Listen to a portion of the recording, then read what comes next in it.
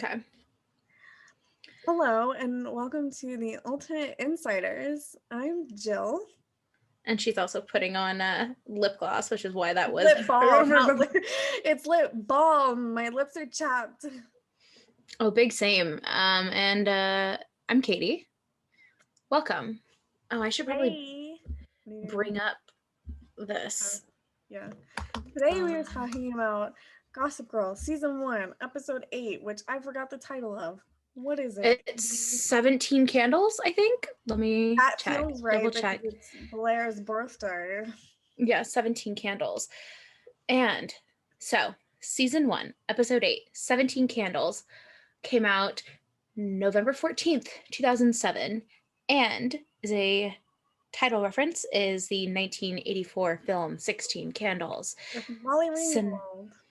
And other people whose names escape me because I mix up those movies all the time. I don't like many of those movies, so I just know Molly Ringwald is in it because my sister loves her.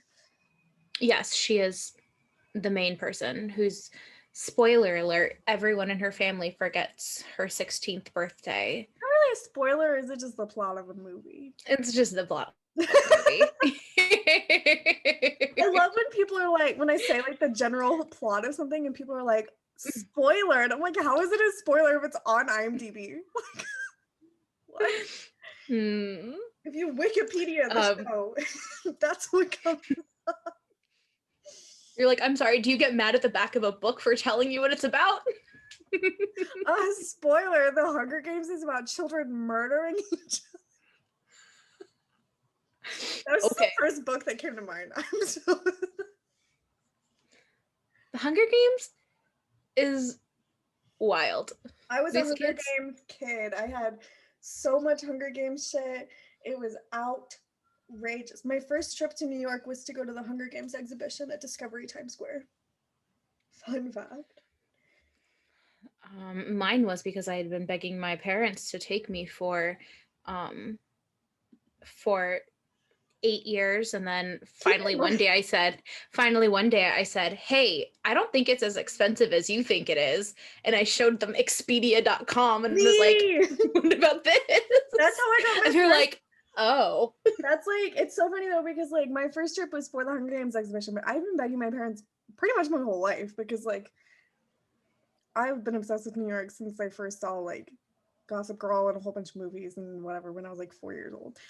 But my like favorite thing on the planet was the first time my parents went was for my birthday. It was my freshman year of college, so winter of 2018, so like February of 2018 was my parents' I went my freshman year of college. That was your first trip? Yeah. My first trip was sophomore year of high school, and then I went after I graduated high school for like literally 22 hours just to see Bandstand. And then because my friend got us free tickets, so like I went. And yeah, and then the next time was my parents. So that was the summer of 2017, and then February 2018 was my birthday trip that my parents took me on. That was their first time going. And I got them to take me because I calculated how much it would cost, and it cost half of my Christmas and all of my birthdays. I was like, this is what I want. So that's what we did. We booked it all in Expedia. Like I flew out from Virginia, they flew out from Kentucky. We met at LaGuardia and stayed at the Roosevelt Hotel. We saw Waitress and Wicked, and we ate schmackeries every day, and it was the best trip. It was so, my dad cried when we saw Waitress. It was a good trip. It was fun. Anyways, what's my first yeah, we won't go into my the reasons I went. But I think I've been there 9 times. Anyway, episode 8, 17 Candles. Devastated by the state of her current, oh my God, I need to learn to read and put words in the right order in my head. Devastated by the current state of her relationship with Nate and still dealing with the guilt from her recent indiscretion. Ooh, what could that be? Indiscretion. Blair puts on a happy face for her 17th birthday party and attempts to hide the truth from her friends. Hoping to ease the tension between Serena and Vanessa, Dan takes Vanessa to Blair's party so the girls can have some bonding time. But this only ends up making Serena more uncomfortable. Womp womp. Jenny Jenny decides to, oh my god, I'm adding words now. Jenny Jenny brings her mother, Susan Meisner, home for a surprise visit, but Rufus may not be ready to forgive and forget. Nate's parents, Sam Roberts and Francie Swift, did not know that was either of their names, ask him to make a huge sacrifice in an effort to salvage his father's business as he faces charges of embezzlement and fraud. So my favorite thing about that, Francie Smith? Oh, Francie Swift? that's like the best name I've ever heard. It truly is. Guess what her middle name is? What? Doretta. Francie Doretta. Oh, her name is Frances Doretta Smith. Why do I keep saying Smith? It's Swift. Why am I like Her this? parents blessed her. Like, that is the coolest name I've ever heard. That's amazing. She's from Amarillo, Texas. Naturally. My favorite thing about that description, though, is like, what? Her other names. The other names on her Wikipedia. Francine Swift. Where are you adding Francine? Your name is Frances or Francie. Weird. And then Frances Doretta Swift, which is her name, or Francie Blumenfeld. Oh my god, I love it. Because she's married to a man named Brad Blumenfeld. That's a cool last name. I like that last name. I do too. But my favorite thing about I have two favorite things about the description because it made me laugh just hearing it. The first one is that they call like the indiscretion made me laugh because I'm like, that's like her understatement of this century. indiscretion. Like that is like the understatement of this century. She literally lost her virginity to her ex-boyfriend's best friend. Like that's nuts. And then my other favorite part is this is something I wrote down. So I want to go on. Let's go on and discuss the whole Vanessa situation in this episode because oh my god. But the other least favorite part of that was how Vanessa invites herself to this party. Not even just that. In the description, it's like Dan brings her along to a birthday party that barely he was invited to. He was invited because he's a +1. And then he's like, oh yeah, just come and like hang out with Serena at her best friend's birthday party. What? That's not how life works, dude. I'm sorry, but that's not how things go. And then the thing that bothers me the most about it is like when they walk in and like Serena's there with Katin Ayes and Blair. And he's like, oh, this is Vanessa. This is like, Blair, whatever. And Vanessa's like, hold on, I wrote it down. No, I didn't. She was like, wow, you didn't tell me how nice they were to Dan because they're like side-eyeing her and shit. And I literally put, I don't know what she expects from Serena's friends when she's such a fucking threat to Serena's relationship. Like she is actively making herself seem like a threat to her relationship. Also, they're like whispering. They're not even whispering to each other, but they're like 3 feet away from each other. Yeah. They could clearly probably hear. Just like because Blair said something to Serena like, oh, you didn't. That was after Vanessa said, oh, you didn't tell me how nice they were. Blair was like, you didn't tell me that she looked like that.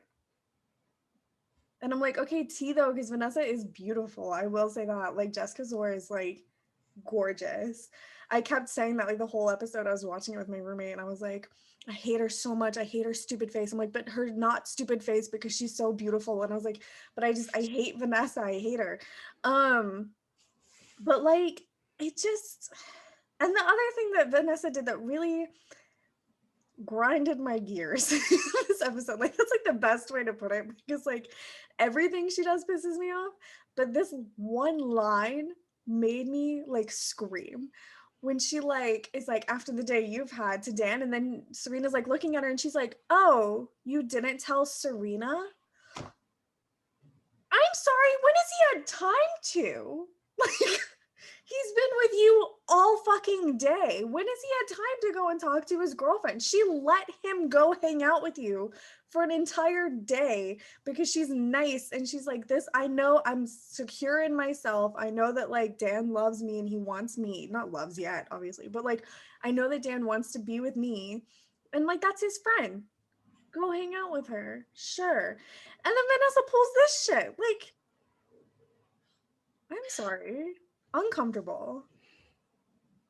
Well, this episode starts with, well, it doesn't start, but like the first time you see Dan and Serena, they're like straight up making out in a coffee shop that all of a sudden Vanessa works And at. Vanessa makes it awkward. Why didn't Vanessa tell Dan that she got a job at this place? It's not like you, well, I don't know about other places, but I've never had a job where it's like, okay, yeah, start right now. Right. Like, I don't know when she started it. None of that made sense to me. But like, the thing that I hated about that Well, scene, that's it. They said it was her first day. So you would right, think that like she would have somebody would have talked. Yeah. yeah. But like the other thing that bothered me about that scene in particular is like they're kissing, yeah, and then Vanessa's like, oh, awkward, really loud, like yells it basically. And then they see her and she's like, I'll take this table. And then she goes into them and starts asking them about their sex life. Like, what? How? Like, you don't have to make it awkward. You can just have like a conversation with these people. Like, you've known Dan his whole life, basically. And like, Serena's not that difficult to talk to. Like, she's a pretty personable human being. Like, I don't understand that. None of it makes sense to me.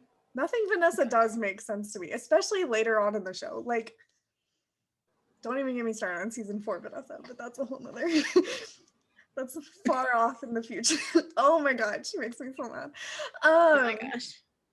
But the whole episode Vanessa Juliet Jenny dynamic in season 4 just it makes me angry. Anyways, and like yeah, like I just Vanessa irritated. Dan didn't really help the situation in this episode, but I also didn't really have anything against Dan in this episode. Like he wasn't that bad. He didn't really. No.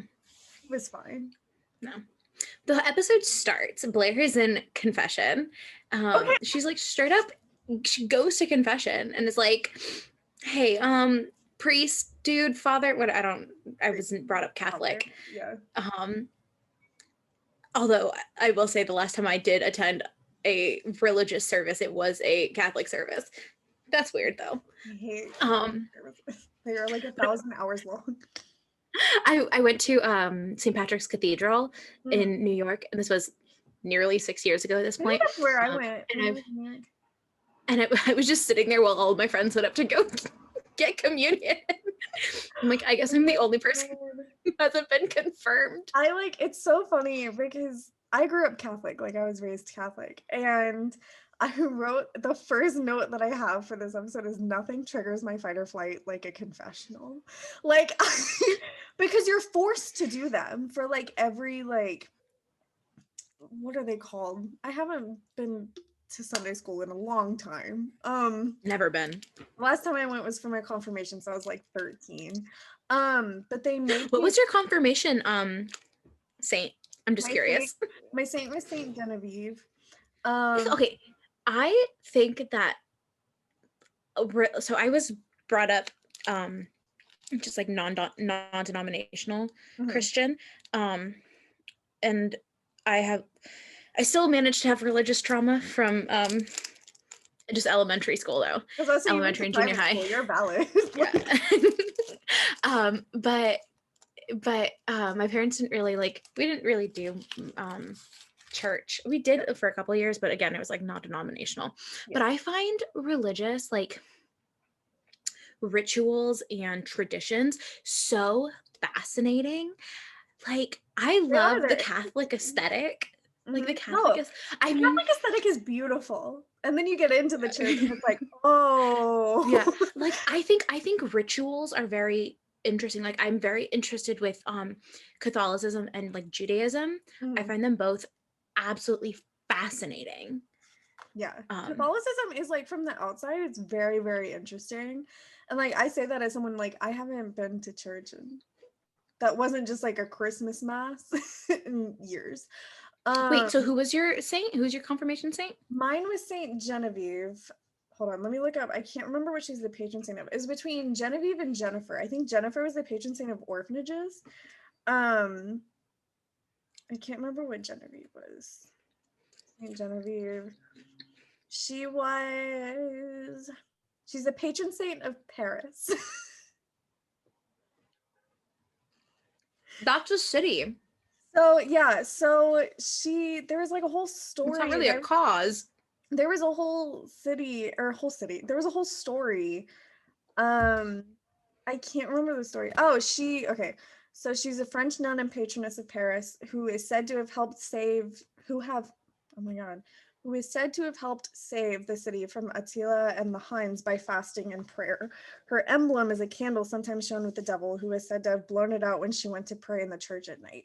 So it's like she's a patron saint of Paris because she like saved Paris, essentially. Okay. Yeah, but yeah. But I went with Genevieve because I love Paris and I love the history of Paris. And it was going to be Jennifer. Genevieve is kind of like the modern, or Jennifer's kind of like the modern day Genevieve in a way, like the name. And so I was just like, I really thought about doing Jennifer just because, like, I don't know, I thought it was interesting that she was a patron saint of orphanages. I don't know why I found that so interesting, but I did. And then, but I looked into like patron saint of like theater and like things like that, and all of them were like men. And so I just didn't really like all the ones that I were Ooh. like, yeah, like all the like patron saints that like of things that I was like interested in were men, like the patron saint of like film and like all that stuff. And so I was like, I don't want to have a man's name. I was like, when I go up to like do everything, I want them to say a female name. Like I would feel much more comfortable with not a man's name. So I went with There's a movie. There's a movie. I think it's Charlie St. Cloud. probably. Um, That feels with right. um, with Zac Zac Efron, Efron? and Yeah. he's like the whole point of it is like he gets in a car accident and then his brother dies. Spoiler alert. Spoiler alert, his brother's dead. It's in the trailer, but his brother's dead. He like gets in a car accident. He get We like just need to start T-boned. saying spoiler alert for everything. But when like the paramedics come, at one point they're like, "Oh, it's Saint. I want to say Jude, but I could be wrong." Mhm. And they're like, he's and like one of the paramedics is like has like a pendant, and he's like, "Oh, it's the patron saint of like lost causes or something." I'm gonna look up what And that I is. was and I was like, that's so interesting. Like again, I find these like little things about religions so fascinating. The patron saint of lost causes However, is St. Jude because that's why St. Jude is like the hospital for like yeah, children. children, sick children. Yeah. Yeah, my mom, my mom grew up Catholic, and she's like the reason she didn't bring me and my brother up Catholic is she goes, I don't think, like, she's like, I don't think you should have to go through a middleman to talk to God. My She's like, why do I need to pray to someone else in order to get to God? yeah. It's like because like my mom was raised Catholic, like she's the youngest of 9 children, like we're very Irish Catholic, like everything. But my dad wasn't. I can't remember what he was, but he didn't like. He grew up very like he grew up where you good. Yeah, I had a Coke burp, but I tried Um, to suppress it so it wouldn't pick up. It just ended up into a cough. um, but like my dad, he's always like I don't know. I think he's always like had a relationship with like God and like everything, but he wasn't Catholic, and so like us growing up Catholic, like he went to church every single Sunday with us, and like he did everything with us, but he wasn't baptized in a Catholic church or like didn't go through like all that stuff. So like I always was when I was a kid, I was like, why is he not like participating? Because like whenever you're Catholic, like you look down on people that come to the church and don't fully participate. Like you look down on them. That's just like how you're brought up. And so like I always thought it was like super weird. And then like I got older and realized like what the deal was. But yeah, growing up Catholic, like a lot of people romanticize it, and I hate that because like I cannot tell you the amount of times that I was like put in very uncomfortable situations with like older people in the church, and I couldn't do anything about it because I was an altar server in like my like pre Oh. years. And so like my mom made us do it, like all of us had to do it. I hated it because covered up, like I had to put on a thing that covered up my clothes, and I was like, this is like the one thing I have is my fashion, but that's fine. um and so like I hated being an altar server, but like it always ended up putting me, and I was glad that my sisters did it, but sometimes I would be serving without my sisters, and then I would be like in a situation where I was like super uncomfortable with like someone who was older in the church, and like it just like I don't think that anyone should romanticize Catholicism because if you don't know, there's a lot of like horrible things happening in the Catholic Church. I shouldn't it's not a funny matter, but like it's like if you don't know, please look into it. Go watch Spotlight. Go watch Spotlight. That's a really good, like it's honestly such a good movie, and it like highlights everything so well. I But watched it on a plane once. it's a good movie. It's great, and it's very accurate. Like it's all very, very good. And Brian Darcy James is the main character. Tried to trick my mom into watching it. She wouldn't do it.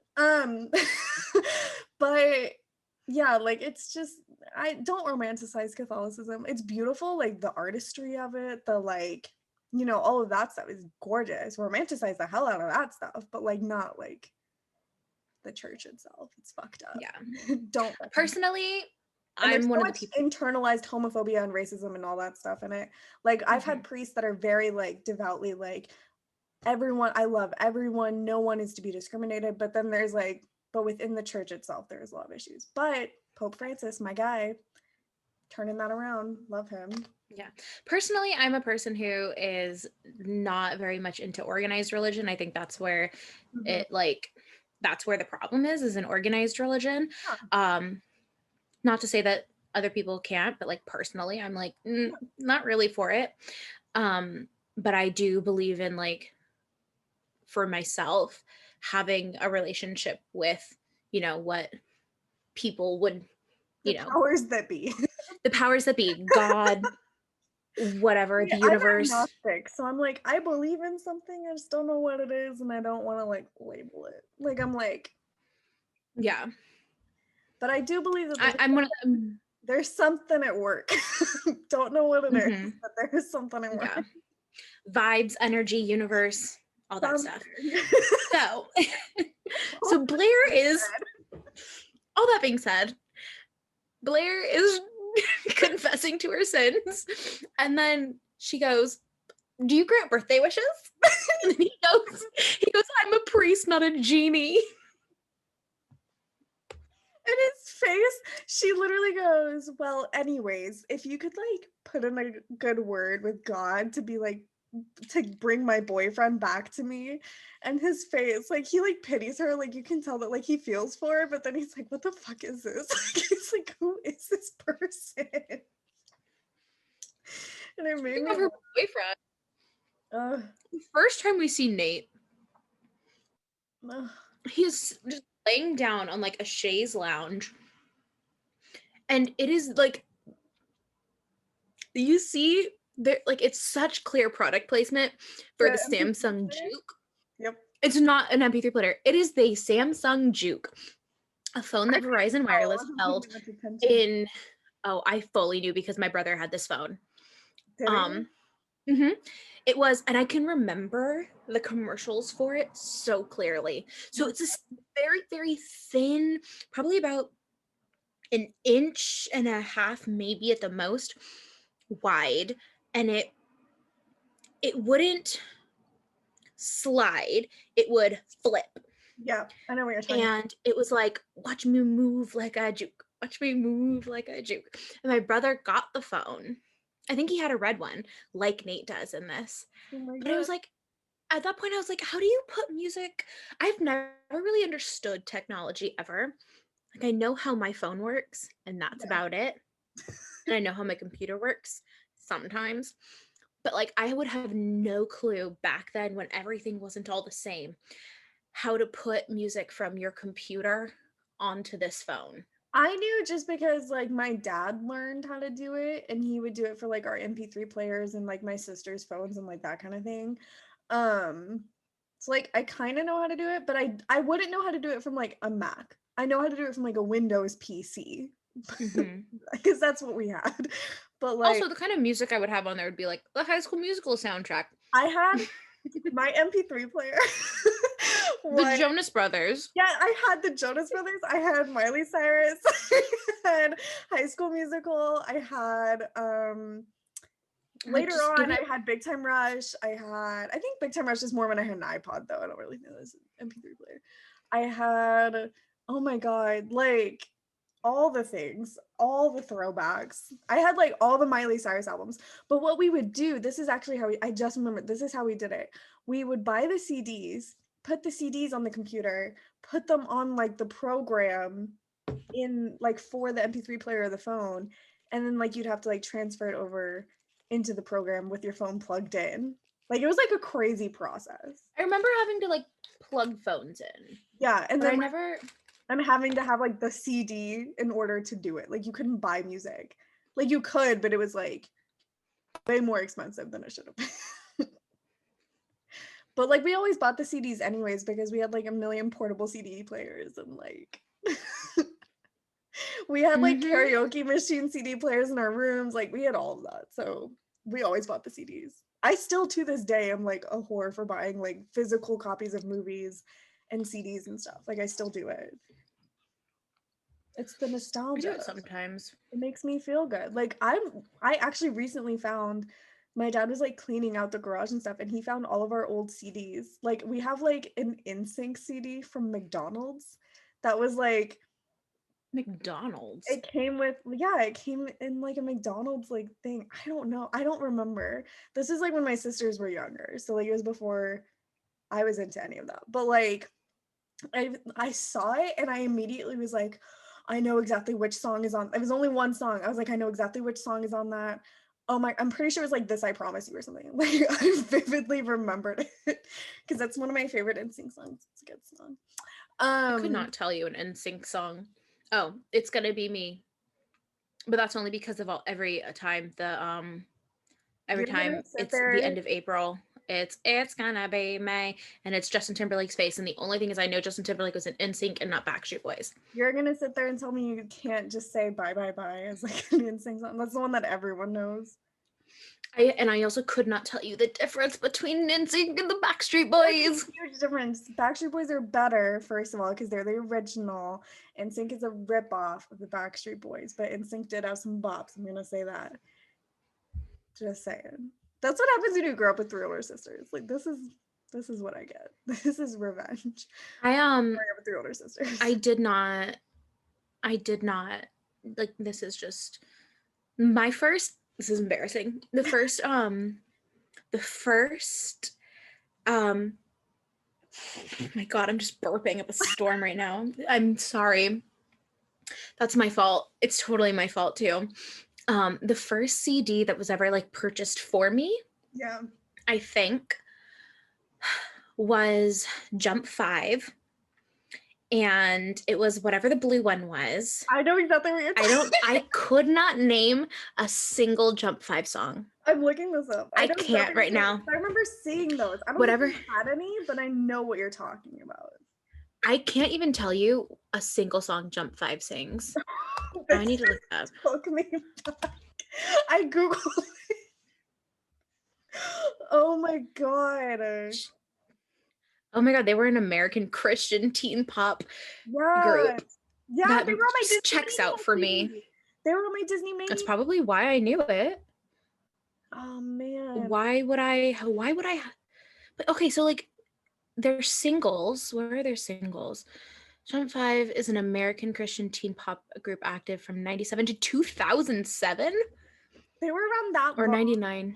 99 to 2007. Well, I guess they were that around would for make sense 8 because years. like, I knew them from like Disney stuff. I think that would make sense. Their only single to chart was Wonderful, which reached 19 on Billboard's Christian songs. I couldn't tell you what that song is. I don't My know any favorite of these thing, songs. I just Googled Disney Mania. My favorite thing, I remember this. One of my favorite Disney Mania CDs was the one that had the Aaron Carter, I Just Can't Wait to Be King, and the Smash Mouth, I Want to Be Like You. My God. Oh my God, what a throwback. Okay, so spinning around maybe is something that comes to my brain. Oh, I do remember their version of God Bless the USA. I remember that. They Also, would they would play that on Radio Disney. Oh yeah, both yeah, released for airplay on Radio Disney. yeah. God, Radio Disney. R.I.P. Radio Disney. I miss Radio Disney. Bring that back. No, they just shut it down like 2 weeks Yeah, ago. I know. Ugh, disgrace. That's how like some of my favorite Anyway, bands growing up were like a thing, like big that's how the Jonas Brothers got up. Jonas Brothers. Like, God. Anyways, this episode is so boring. Like the episode of Gossip Girl was so boring that I'm just like, can we discuss literally anything else?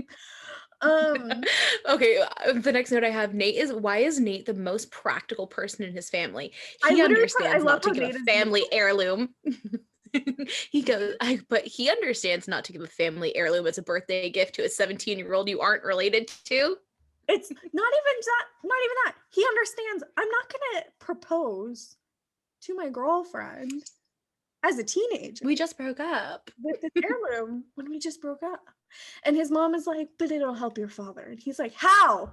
How is this gonna help him? What is this gonna do? Nothing.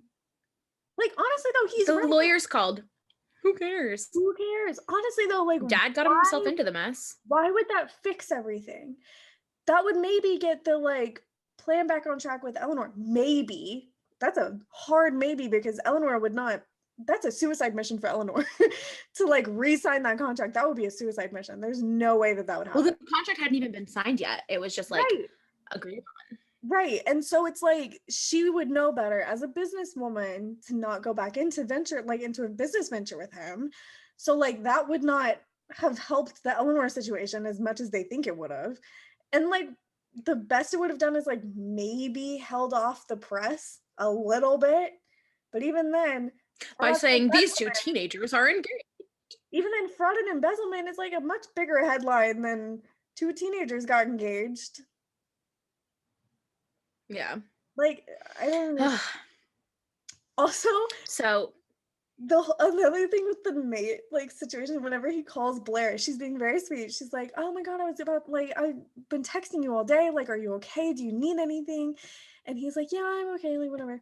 And then he said that like he has a surprise for her, like for her birthday. And then she's like, maybe we can make this work. And my favorite thing is she goes, but you're gonna have to work really hard for it. And I wrote, yes, make white men work for it, even if you're in the wrong too. Make white men work for it. Because he doesn't know that what she did. Yeah, I have no idea. And oh so it made me laugh though, and then she immediately calls the jeweler and she's like, what's been picked up? And she thinks that it's Nate picking up jewelry, and that made me like, I don't love Chuck, but like that, like I do like Chuck. I don't like Chuck until like season 3, season 4. I'm gonna be okay. So I have some of my notes here are about Chuck is oh, where did it go? Oh, Chuck when they're at the party, she goes, "Do you like me?" And he goes, "Define like."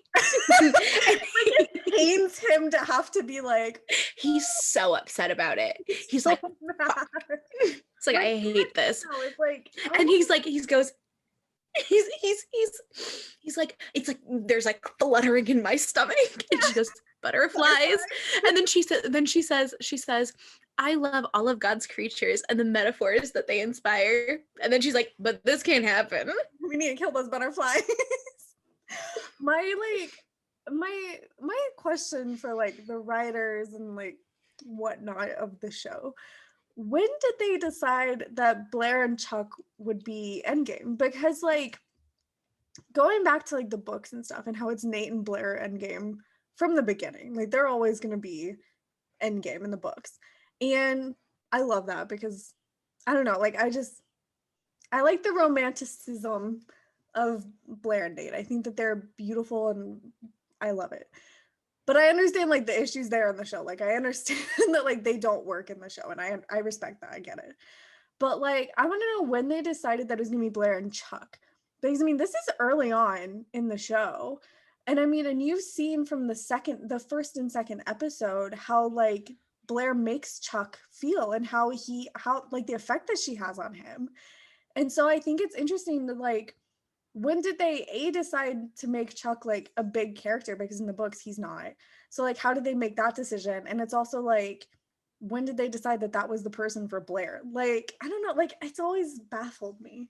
I've always wondered I that. feel like Chuck and Blair ending up together, it because what there's like two different parts of their relationship, right? They date when they're in high school, and then they date again when she's like in college. I'm like mixing up like the timeline because I don't know where like The timeline's messy because they're so on and off. And there's that period of time mhm, where they're engaged, especially but they're towards the not. end. Yeah, like where she wears the Mhm. ring around her neck but not on her finger because they're not officially engaged.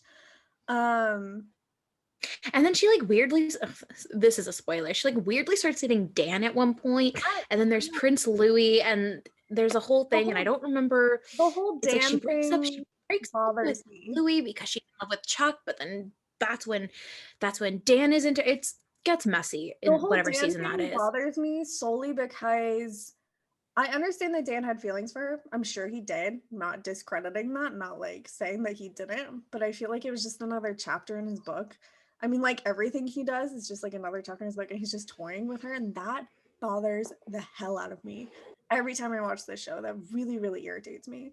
Um, but yeah, I mean, like really thinking about it, I don't love Chuck and Blair just because like they are more toxic than I think people want to like realize.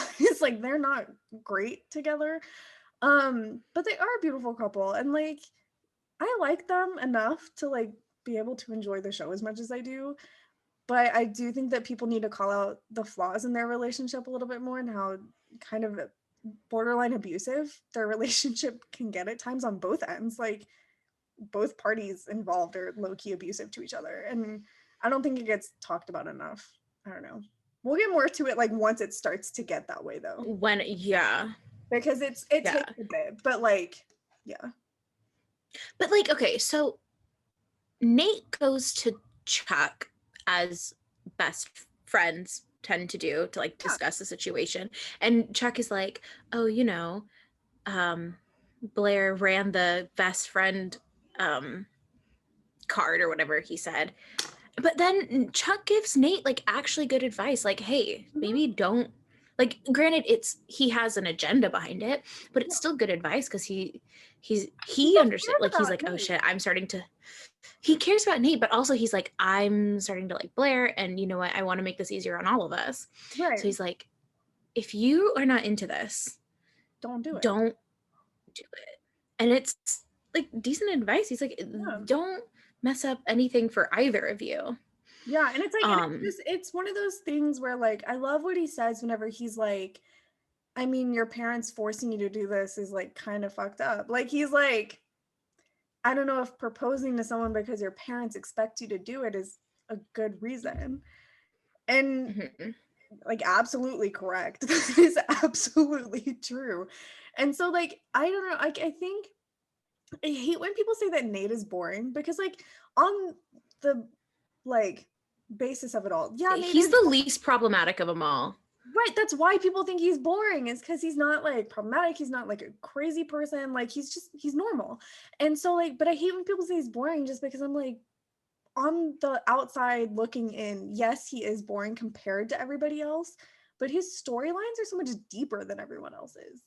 Like this He's issue, the one that's actually going through real shit. right? And like I wrote down His like, family's falling apart. and like I wrote down, I was like, the amount of pressure that they put on him as a teenager, like his parents are like relying on him to fix their entire family. That's kind of fucked up. Like he's 16 years old. Like, what is he gonna do to fix the whole family? His dad is the one Yeah. that committed fraud and embezzlement. His dad is the one with the drug problem. Like, none of this should be on Nate at all, but they're putting it on him because that's like what they think that they have to do. And I hate that. It makes me so mad. Yeah, and I mean, that's even what like Chuck tells Blair. He's like, hey, Nate's probably only doing this to like keep your like the families happy. Right. And I mean, like, and yeah, like you said, like Chuck does have malicious intent behind it, but at the same time, I wouldn't call it malicious. I would just say he has a hidden agenda. more selfish than malicious. But Yeah. like while it is more selfish, it's also like if you really look at it, he also does care for his friends more than anything. Like all of them do. They all care about each other more than anything. Yeah, they put each That's other all he has. down. Yeah, but like at the same time, they love each other and they would do anything for each other. And so I think that like at the core of the show, it's like, yeah, we're all going through this shit, but like who else do we have but each other? Like it's like it's one of those things. And so like he just wants what's best for everyone, and he's trying to manipulate it into a way that manipulate not in like a negative way. Like manipulate can mean a whole bunch of different things. So like manipulate it into a way that is good and healthy for everyone. And I think that I love Chuck in this episode. I think Chuck does a lot of really good stuff in this episode. He's there to comfort Blair because Nate never shows up to his party. Nate never shows up to her party. Nate never calls her at midnight like she expects him to. Yeah. When they like bring the candle or when they bring the cake out, she's like, she essentially like says, we broke up. Yeah. She's like, we broke up. Like tells the entire party that they had broke up. Yeah. And then he like blows her candles out, which is weird. I think but it's symbolic. Okay, whatever. It's kind of like a, I don't know. I saw it as like kind of a sign thing. But then he goes to comfort her and gives her the necklace that she thought Nate picked up. Yeah. And he's like, what he says is, something this beautiful deserves to be seen on someone worthy of its beauty. And I'm like, that's cute. Not a fan of the necklace. I think it's ugly. Also not into jewelry, but it's so cute. I loved that. Like and I think that something that a lot of people don't take into account with like this episode is like, yeah, Nate wasn't there, but in the grand scheme of things, if I were Nate, I would not have gone. Because he would have he would have had to have like given her the ring, and that's not something that he wanted to do. That's not something Blair needed. It's not none of that was something that needed to happen. And so I think it's a good thing he didn't go. I think it's a good thing that he didn't call her at midnight, because I think that that was like the defining point of like, this is never going to be we're done. Yeah, this is never he runs into Jenny outside of the party, and neither of them why are is like, Jenny always we should. I have a question. Why is Jenny always there for Nate when no one else is? Why is that always what happens? That doesn't bode, like it doesn't, I don't like how that feels. That always bothers me. Like she's younger than he is.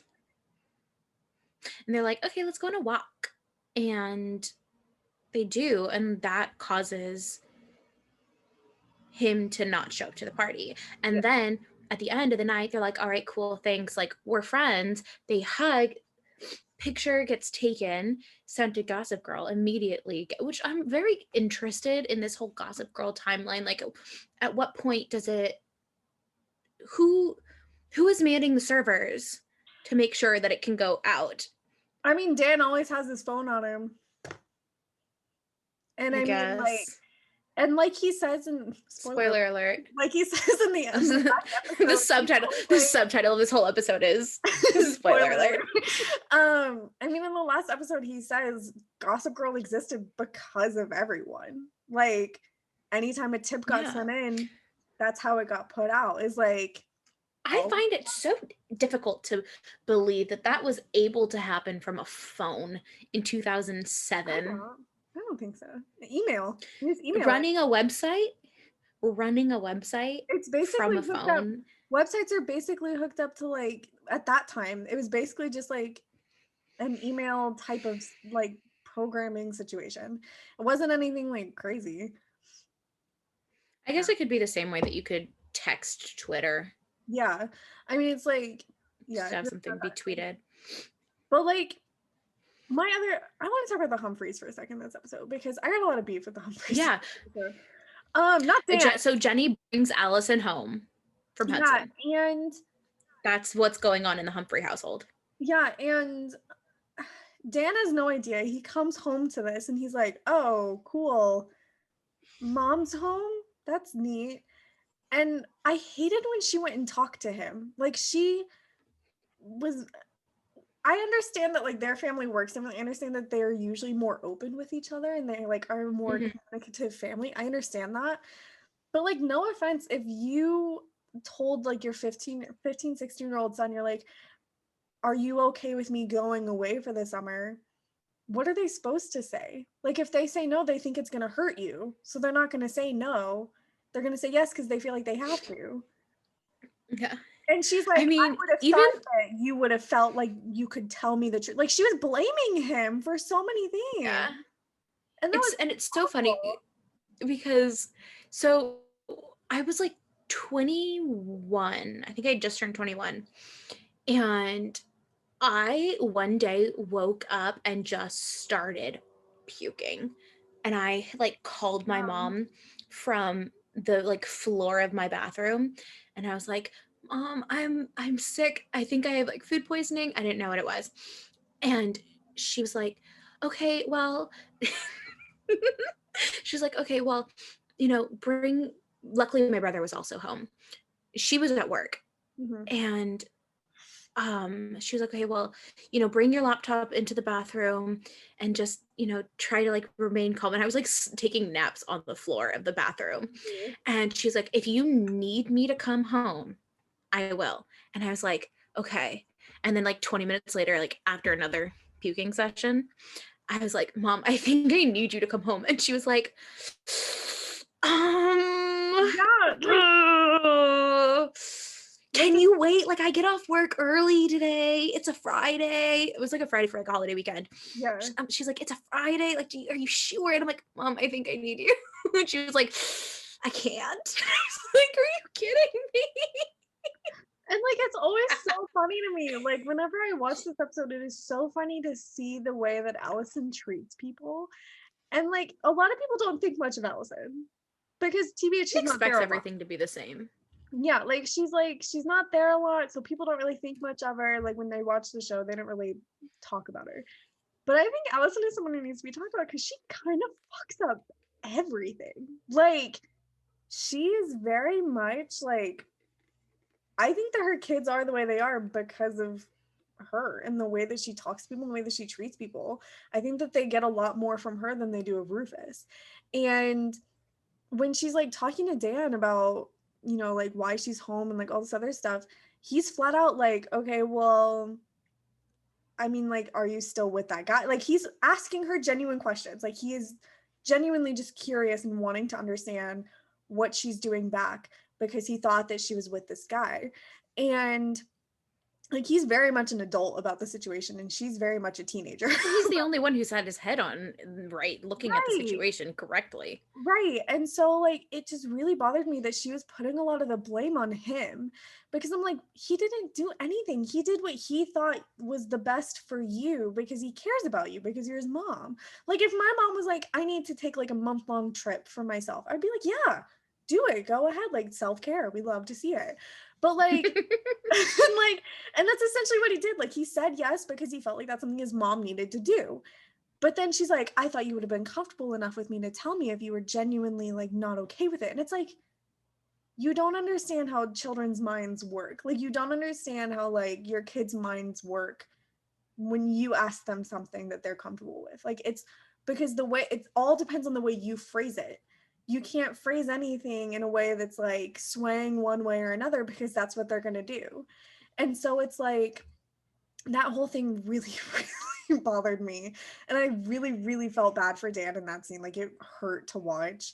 Well, I Um, mean, yeah, absolutely. And when he just like storms out of the apartment, I do think it's funny when Rufus is like, "Where are you going?" He's just like out and then just leaves. My parents would never accept that as an answer. They'd be like, same. "Where are you going? Who are you with?" Like even now, I mean, obviously not now because I haven't seen my friends in months. My parents intimidate Months. me as I leave the house as an adult. Like, Yeah, it's like, "Where are you going? Who are you with? Why are you going there? What you're yeah. um I had friends who lived, they're like, oh, you're driving all the way out there? Why can't they? I'm like, they don't have cars. Like, what My do you favorite expect?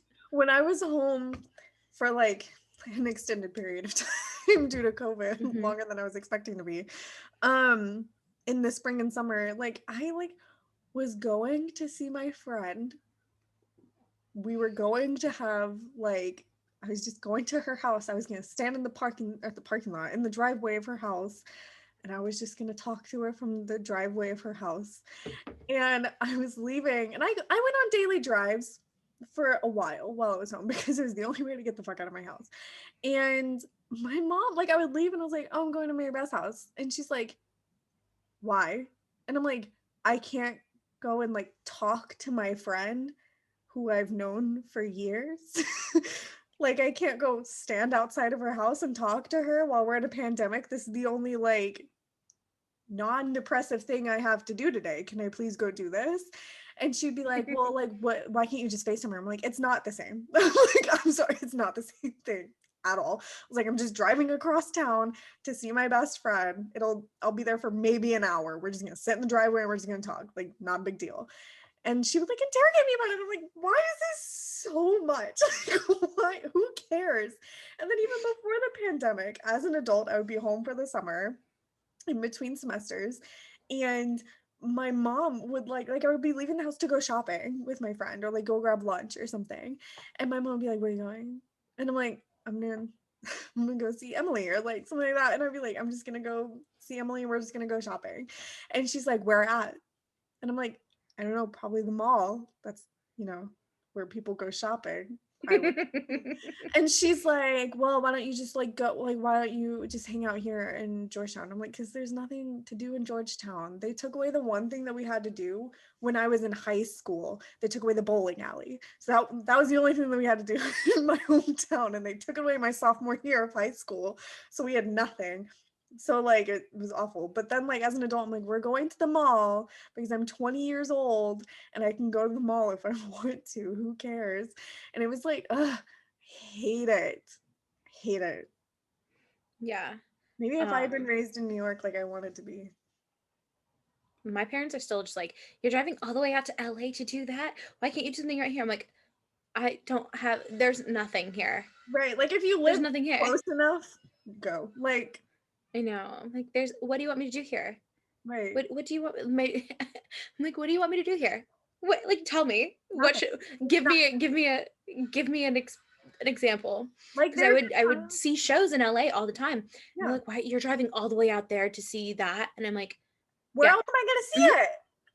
mhm. Like, Especially when I would drive to like Beverly Hills, which is pretty far. And yeah. they'd be like, you're driving to Beverly Hills to see that? You just saw that. Because I saw it happened when I saw a Merrily We Roll Along. They're like, you just did that 2 days ago. And I'm like, I'm doing it again. I don't care. Who cares? Like my friend and I, like we drove to Cincinnati one night for a concert. It was like a $10 ticket concert. It was at some bar, disgusting bar. I didn't realize I'd missed this much. But like we went and Oh, I miss gross bars. I miss being shoved up against people so bad. oh, it was the best. Like looking back, I'm like, oh my god, I was having so much fun. Like I was grossed It's out. been, Oh, oh my God, I think exactly a year. I think exactly a year ago today was the last time I was like in a bar shoved up against people. damn. Let Last me time I was in check. a bar was like 3 days before the shutdown. Because that was when I was celebrating my birthday with my family. But anyways, so like the whole Allison thing, and then there's like I have another note. I said the Humphreys are so toxic for each other. The way that Rufus and Allison talk to each other is like worrisome. JK, it's been over a year. Damn. February 22nd was the last time. That was the day before my birthday. Rip my life. But What is like today, the 26th? No, today's the 27th. yeah, tomorrow's last day of February. Like, the way that Allison and Rufus speak to each other makes me so uncomfortable. Like they are not healthy at all.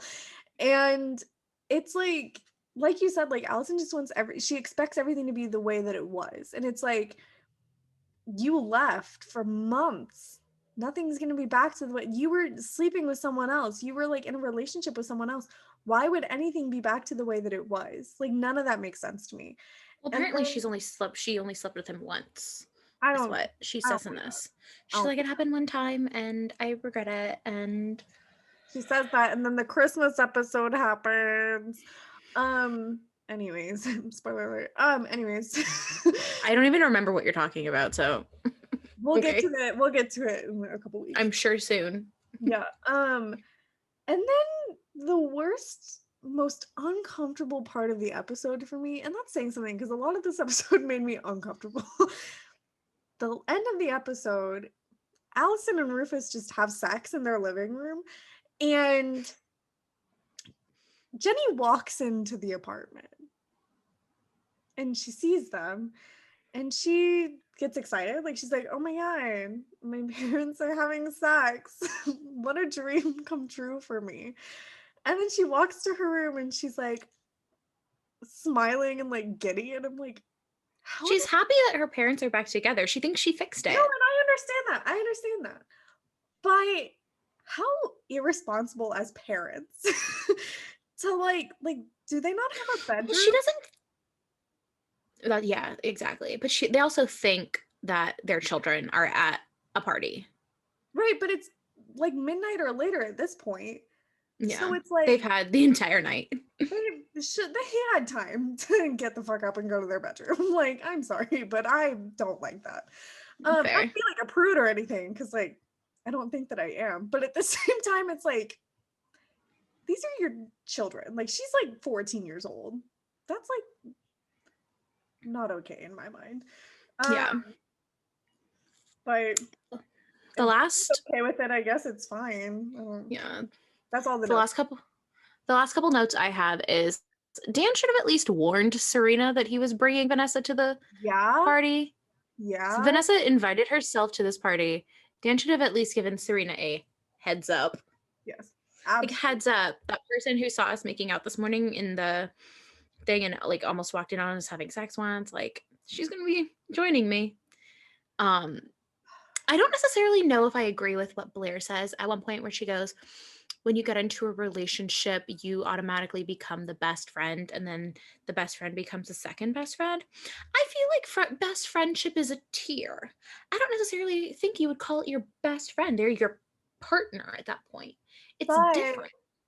But I do, it is different, but at the same time, like, one of my best friends, her boyfriend is like her best friend.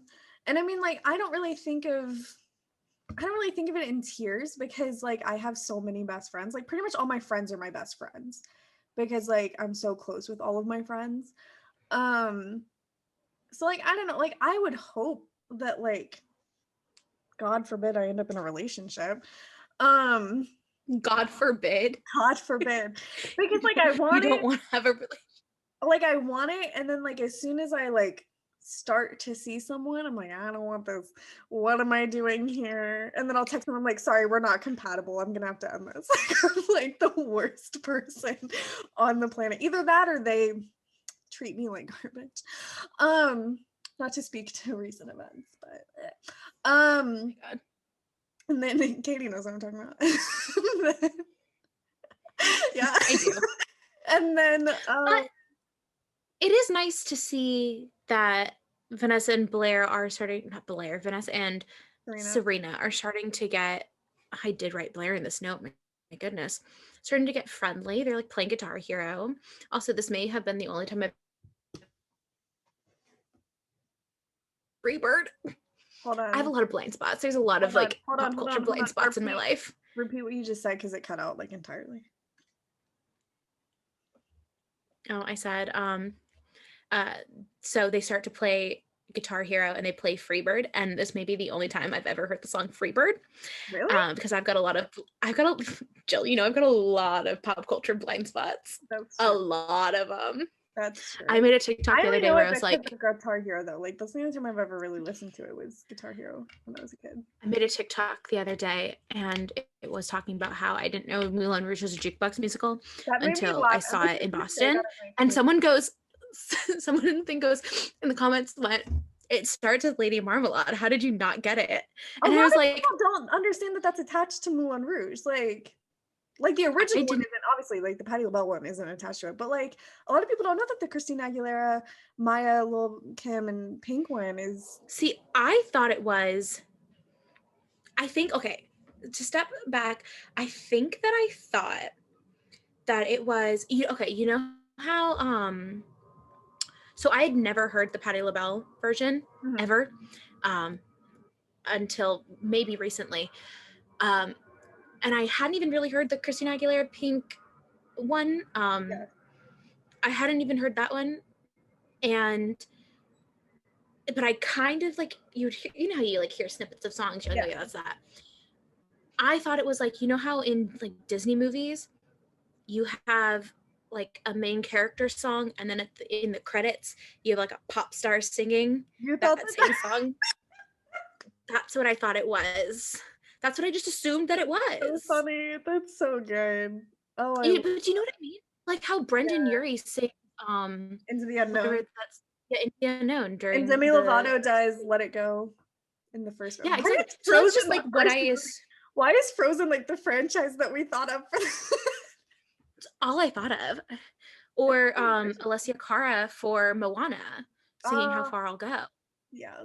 So it's that. Like that I think I didn't give it enough thought, but if I had, that's what I would have thought of. Right. So I have so many pop culture blind spots.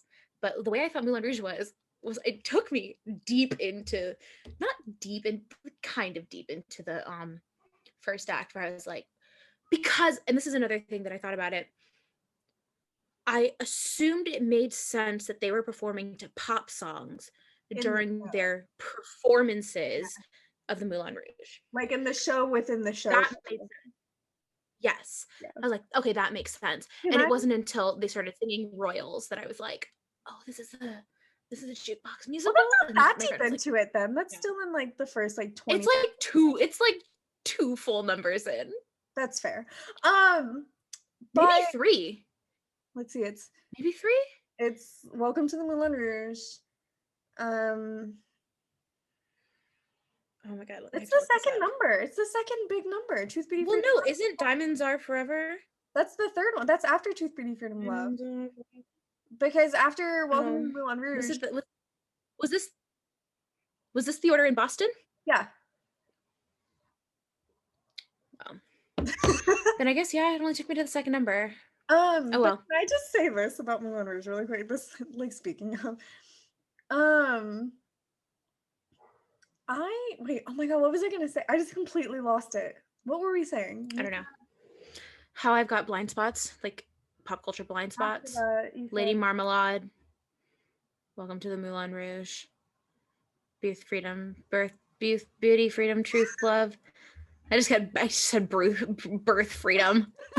um, oh my god, why am I'm literally looking, like, as I look up, there's just photos of Moulin Rouge, like, on my wall. It's like my my Moulin Rouge wall, and like, why am I blanking on this? Oh my I don't god. know. It'll come to me. Anyway, Beauty. we're gonna end this here because there's nothing else to talk about this episode. Oh, Oh yeah. my last note is Serena sees Blair and Chuck making out, and she's like distraught over it. What? She's like, I've had too much happen today. Like the personification. Okay, so this is how I imagine Serena. No one's like, if you're listening to this, you can't see me, but like this is how I imagine it. She's like, wait, what is like she's just constantly like looking. Oh Like my she has gosh. like something with Dan and Vanessa, the whole thing. Like there's so much happening around her and not to her that she doesn't. And Know she's also going, and she's probably also thinking, Blair is making out with his ex's best friend, so maybe Dan and Vanessa are gonna go make out, best friends and best like friends. everything in Serena's mind. Like she sees something and she's like, "How can this relate to me? How And... can this be my life?" Oh yeah. Anyways, Serena, everyone's She is distraught.